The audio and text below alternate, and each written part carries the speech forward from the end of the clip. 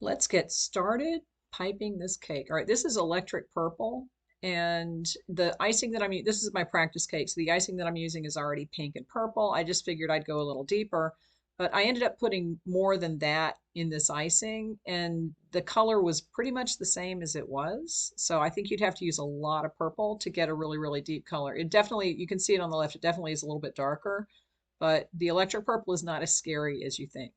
Okay, to put the icing in the bag, I'm just holding it on my hand, and I probably needed a larger spatula for this, but you can put it on a drinking cup if you want to. I just put it on the hand, you know, and you can lay it down. Just make sure that you're scraping the icing off and really pushing it down into the tip when you're first putting it on.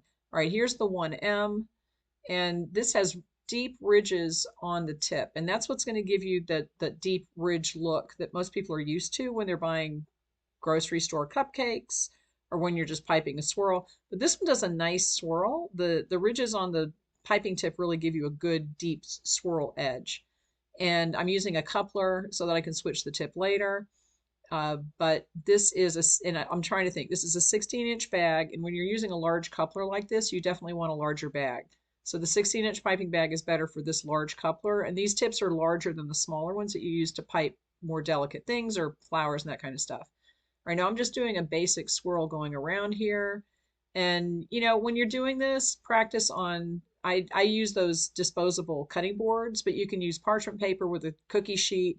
Just practice the swirl until you're comfortable with it. And you'll see when I get to the second and third tip, I'm just kind of going crazy. And I don't even know what I was doing. At one point, I kind of lost the rhythm. But this really is just a matter of getting into a rhythm of piping the same shape over and over. And once you practice it for a while, it's really not hard. And when you come to the end, just kind of fit the last one in. That's fine. You can do it if you want to divide it up into 4 sections. Do one like 12 o'clock, 6 o'clock, 3 o'clock, 9 o'clock, and then pipe the other ones in between if you want it more even. I'm just winging it. It's okay. I just wanted to see what this looks like. It is not it's not difficult, and this is something that you can do really quickly, and it kind of gives you the look that people expect for cupcakes with the icing. It's a very stereotypical look because it's an easy thing to do, and so it's fast, and a lot of people do it.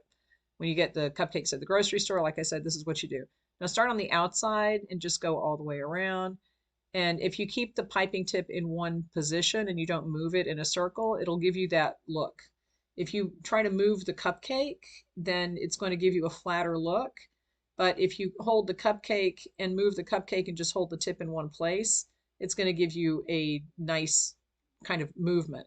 Right now, this is a tip for B. So the B tip has a smaller ridge on the top. It's more like teeth as opposed to spikes, if that makes any sense. And see how it's giving you a swirl that's not as deep. And this is where I said I just kind of went crazy. And I'm not really, I don't even know what I was doing. But I just wanted to see what this looked like with the swirl around the edge of the cake with this different tip. I don't like this as much for swirls. I think this is a good tip. And also the next one that I'm going to do is a 6B. They're good tips for shell borders. This one, it doesn't give you that depth that the 1M does. And I'll show you at the very end the difference between the three of them.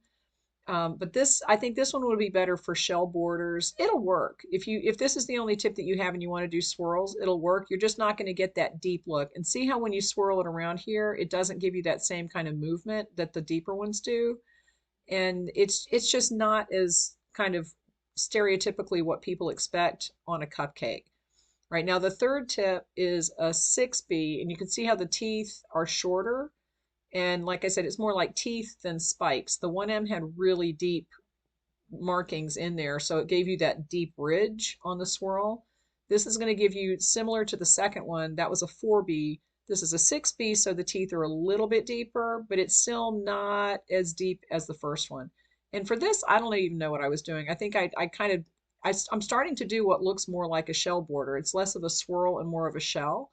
And I think that's because that's what looks good with this tip. This tip is not really meant, as far as I know. I'm trying to think of people, do people use this for swirls? Yes, they probably do. But this is more of a shell border tip, and it just doesn't have the same appearance as the deep ridges on that cupcake, the first one that we did with the 1M. And see, as I'm moving this around, it's not giving you that same type of motion because the swirl just isn't as deep. It's deeper than the second one, which was the 4B. This is the 6B, but it's not the same. And here's the three put together. This is the 1M. That's kind of what you would expect a cupcake to look like if you're looking for a swirl on a cupcake. This is the 4B and this is the 6B, and you see the teeth don't make as deep a swirl, and it just doesn't look as good. So this is the one that I would prefer for cupcakes, 1M.